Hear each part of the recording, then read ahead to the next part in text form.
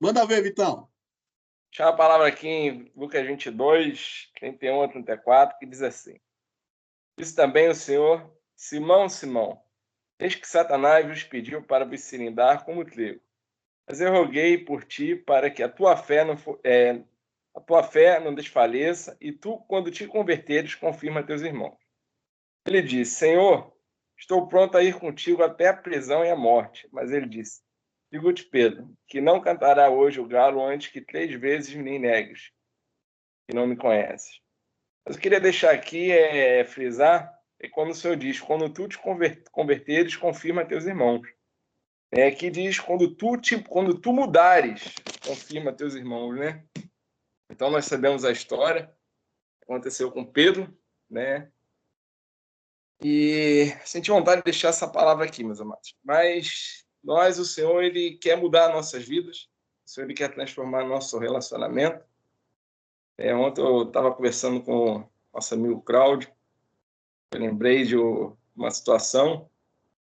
Eu queria fazer uma pergunta a vocês todos aqui. Quantos aqui precisam de Deus? Pode falar aí? Quem precisa de Deus aí? Vou ficar quieto porque eu sou suspeito. Vou deixar vocês. Todos. Todos precisam de Deus? Sim, sim. Sim. Tem gente que está com medo de responder aí, rapaz. Levanta a mãozinha assim, ó. Quem precisa de Deus no Raise aí, né? A mãozinha do coisa lá. Eu estava ontem conversando com o Cláudio. Eu. Tô segurando aqui por causa do meu filho. Mas pode falar aí. Descobri na minha caminhada que eu não preciso de Deus, rapaz. Tu não precisa, Vitão? Eu não.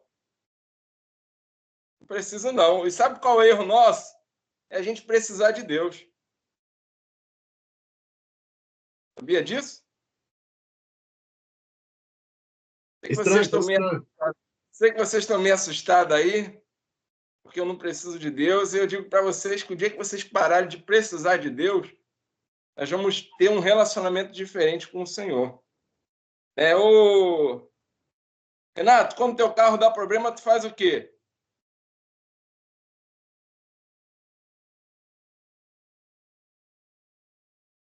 O Renato tá aí?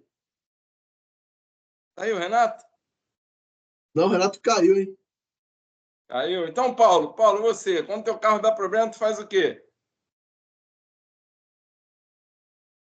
Pô, o meu carro dá problema, dependendo da situação, Deus me ajuda. Eu sou parrão, cara. O carro quebra, me não deve. Mas, Aí óbvio, você faz o quê? Você leva ele aonde? Oi? Você leva ele aonde? O mecânico. Aí o mecânico consertou teu carro, você faz o quê? Cara, continua. Você paga ele e vai embora, não é? Eu tenho que pagar ele e vou embora. Exato. Você volta nele quando? Cara, eu espero não voltar nele nunca mais. Depende de mecânico, nem tão cedo. Então, mas quando quebrar, quando você precisar da mão de obra dele, você volta nele, correto? Correto. Então, onde eu quero chegar? Quando a gente é ensinado a precisar de Deus, muitas das vezes, né? Então tem muitas pessoas que vão para a igreja ou vão buscar a Deus quando precisam. Estou passando por um problema, onde eu vou? Vou lá na igreja pedir a Deus. Vai lá na igreja, faz uma campanha de oração, Deus abençoa, a pessoa some da igreja. Está desempregado, opa, vou lá na igreja, porque eu sei que vou fazer uma campanha, Deus vai me abençoar, vai abrir uma porta de emprego. Ela está precisando de algo, então ela vai até a igreja. Faz uma campanha, abençoa, dá uma oferta lá e vai embora. Quando ela precisar de novo, ela volta. E o nosso relacionamento com o Senhor não pode ser de eu preciso de Deus. Não, o Senhor quer de nós é dependência dele. Ele diz na palavra que ele é o ar que respiramos. Se a gente vive sem ar, a gente não depende, a gente não precisa do ar, a gente depende dele. A gente não pode ficar sem respirar. Se a gente ficar sem respirar, a gente morre. O teu carro deu problema, você pode até esperar um período para você levar no mecânico. Mas o ar não tem como esperar, porque é o que nós dependemos. Então, ele é o ar que nós respiramos. Ele é o pão que nos alimenta. Ele é o rio de água viva. Então, tudo que o Senhor se refere na palavra que ele é algo que nós dependemos, não precisamos. Nós dependemos para viver. Então, o Senhor ele quer que nós venhamos ter com ele um relacionamento de dependência.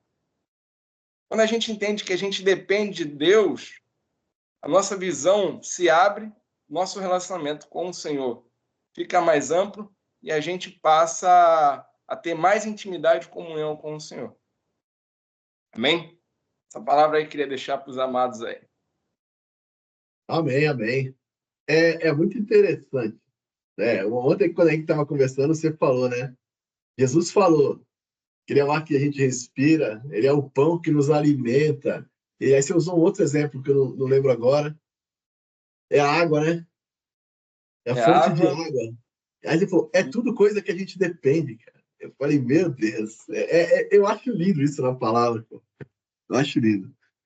Tudo é mais profundo do que parece, né? Tudo que Deus fala parece simples. Tudo que Jesus falou parece uma coisa simples. Meu, a profundidade do significado E essa substituição, né, da palavra do preciso para o dependo é uma diferença absurda. Ele abre um leque para a gente de entendimento. A gente passa a ver de outra forma as coisas de Deus. É lindo, Deus é maravilhoso. Felizmente, meus amados, muitos lugares nos ensina a precisar de Deus. Entendeu? Então, tu faz uma campanha para isso, tu faz uma campanha para aquilo, tu faz uma campanha para aquilo. Nós temos que entender que o Senhor ele é suficiente em nossas vidas, né? E quando nós buscamos primeiramente o reino do Senhor, né? Todas as outras coisas ele vai nos acrescentar, né? Então, assim, quando nós priorizamos o reino, Deus ele cuida de nós, né? Então, mas prioriza o reino quem? Quem depende do Senhor, né? Então, prioridade é o reino de Deus. Amém, amém. Glória a Deus. Eu tava vendo de novo o vídeo, que eu até compartilhei, tava falando pro Vitor, compartilhei com ele. Tu não chegou a ver ainda não, né? Eu cheguei a ver metade. Tem um momento, ele tava falando de oração, né? Esse vídeo que eu compartilhei com o Vitor, ele fala de oração. Se vocês quiserem, eu mando para vocês também. E aí ele comenta assim, ele dá um exemplo. Ele tá com o pessoal, né? Ele tá sentado com o pessoal e fala, pô, meu, seu filho Gabriel, como é que você tá ensinando ele no relacionamento com você? Chegou a ver essa parte, Vitor? Eu vi até a parte que ele falou do laser, que dava um laser pro Tá. O macaco ele abriu o corpo com o laser. Aí ele fala assim, teu filho Gabriel, como é que tá? Vocês estão na mesa. Aí o bife tá mais para você do que para ele. Como é que ele te pede o bife? Ele fala, como é que ele fala para você dar o bife para ele? Né? Ele fala, pai, dá o bife, aí você passa o bife. Como é que é? Porque o Pai Nosso, quando a gente ora o Pai Nosso, a gente muda a entonação dele. Né? Ele falou, você está declarando. Quando você está orando, são afirmações. Mas está, Pai Nosso que está no céu, santificado seja o teu nome. Venha o teu reino, seja feita a tua vontade, assim na terra como no céu. Aí, de repente, você muda a forma. Eu, pô, nossa, cada meu Deus! Aí, quando ele entrou com esse exemplo, ele falou, como é que seu filho vai pedir a carne para você? Papai, pai, passa o bife, pai, por favor, pai, passa o bife. Ô, irmão, canta o louvor aí para quebrantar o pai, canta o louvor aí. Aí eu falei, caramba. Aí ele falou, não, como deveria ser? Ô, pai, passa o bife aí, por favor. Ele fala, pra que o bife? É pra eu servir meu irmão aqui. Cara, quando ele falou essa pra servir meu irmão aqui, ó, nesse exemplo bobo, cara, eu falei, meu Deus, o pai passa o bife. Aí vai chegar um dia que você vai falar, pai, passa o bife. E aí você vai ver que ele vai empurrar um pouco de couve. Mas você acha que ele não entendeu e fala, pai, passa o bife. Aí ele manda mais couve. Como o Senhor que ele é, ele te manda mais couve. Não cometa o erro de pedir a terceira, meu irmão. que é a rebeldia, que é a primeira, a segunda você ainda pode achar que ele não entendeu. A terceira, você está querendo dizer que se você está certo, ele é errado. O que pode acontecer depois da terceira é ele tirar o bife da mesa por um mês e deixar só couve, para você entender que você precisa de couve. Eu achei muito sensacional, assim, com relação a relacionamento com Deus, como a gente encara isso, sabe? Esse exemplo mexeu com a minha forma de orar. Eu achei muito profundo, assim, sabe? O que vocês acham disso aí?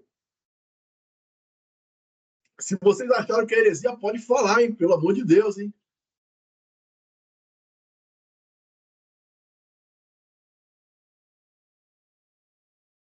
Que, infelizmente, né, hoje nós vemos... A gente vai ver a parábola do filho pródigo, né?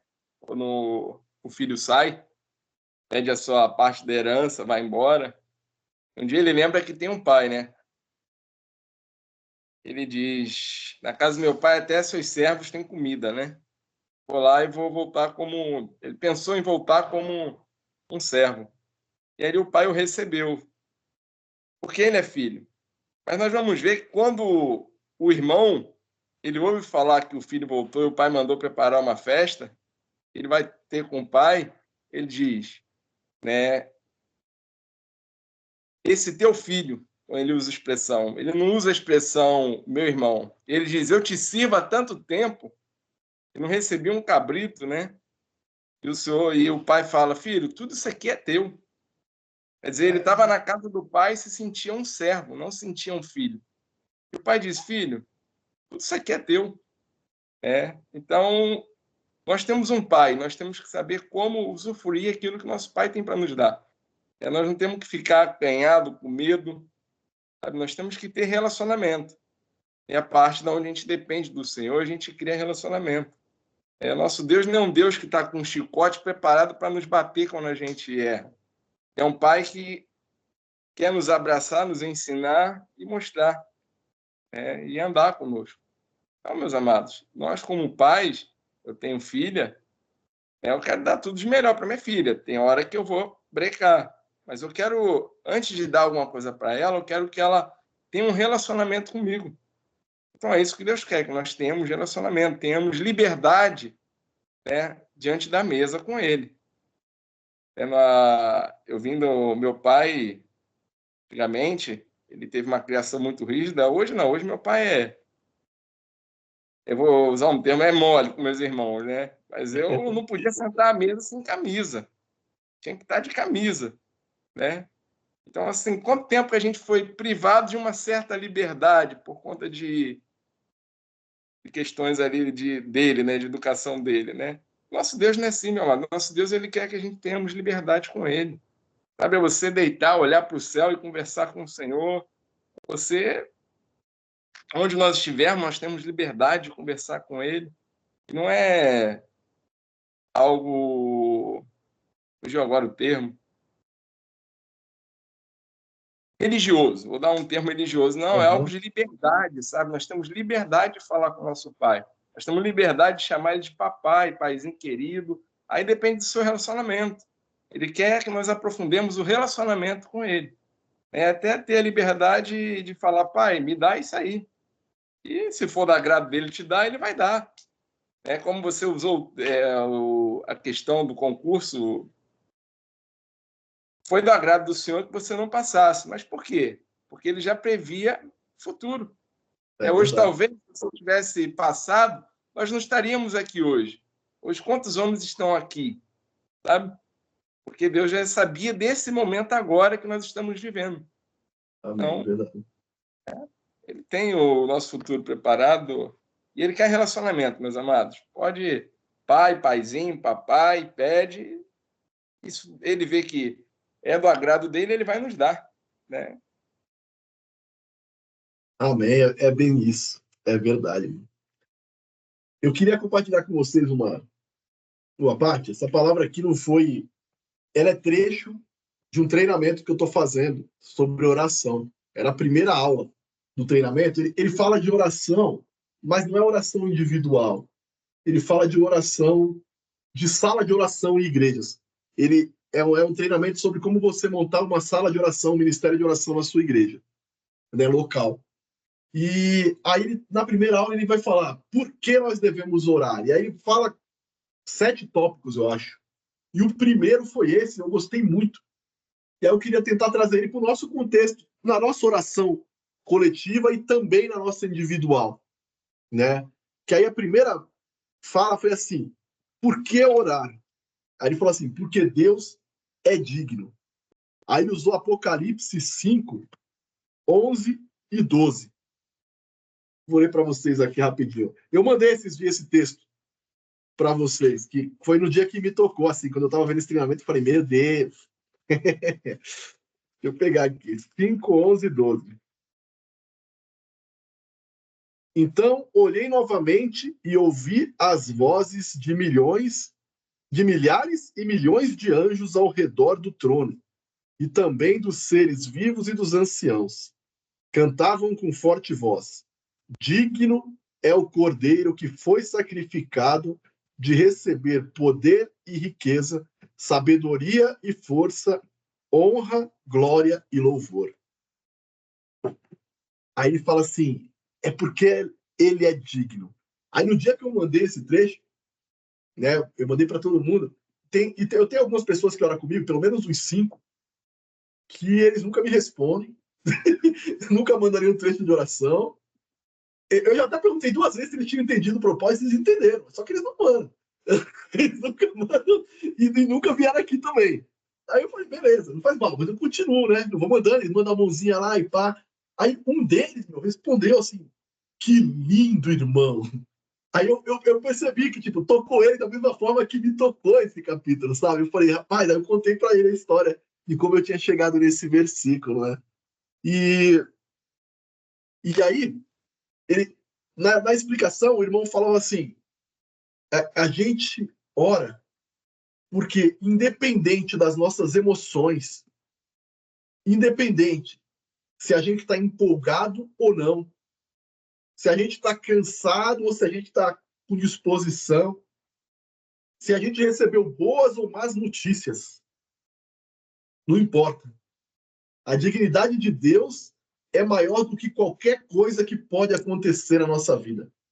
Ele merece que a gente esteja o máximo de tempo possível na presença dele, nos derramando por amor a ele.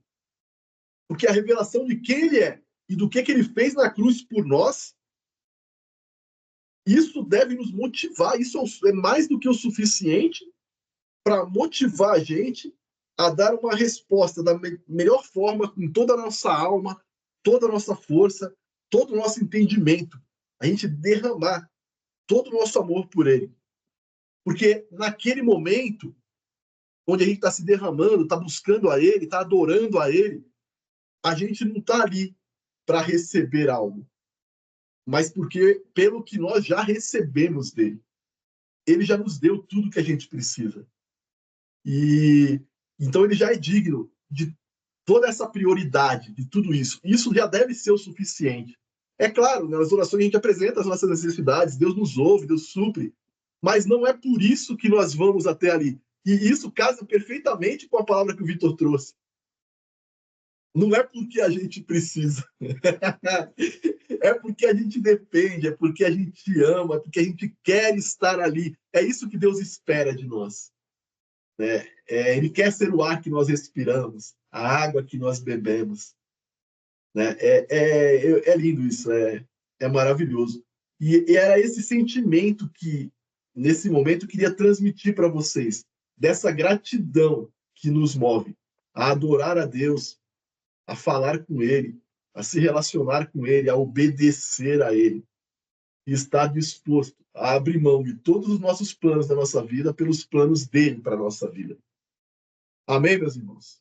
Era essa mensagem, assim, em síntese, assim, que eu queria trazer hoje. Eu fiquei muito feliz, assim, que casou perfeitamente com a que o Vitor trouxe, casou perfeitamente com coisas que o Robinho falou no vídeo dele, e não foi combinado, né? Foi o Espírito Santo que combinou. Amém.